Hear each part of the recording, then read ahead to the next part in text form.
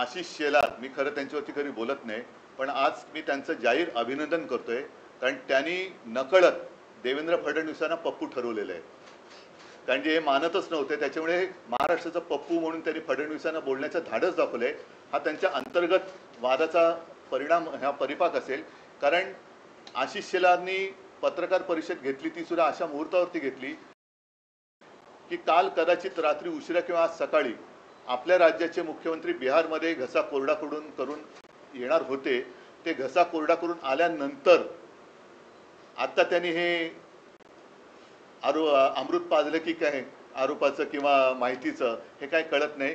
पण याचा अर्थ सरळ आहे की आशिष शेलारनी सुद्धा हे सिद्ध केलेलं आहे की मतदार यादीमध्ये गोंधळ आहे. आणि आम्ही जेव्हा निवडणूक आयोगाकडे मागणी करतो तेव्हा आमचं एक वाक्य असं दाखवा की तुम्ही या मतांमध्येच सुधारणा करा. आम्ही पूर्ण मतदार यादीमध्ये सुधारणा मागतो आहोत.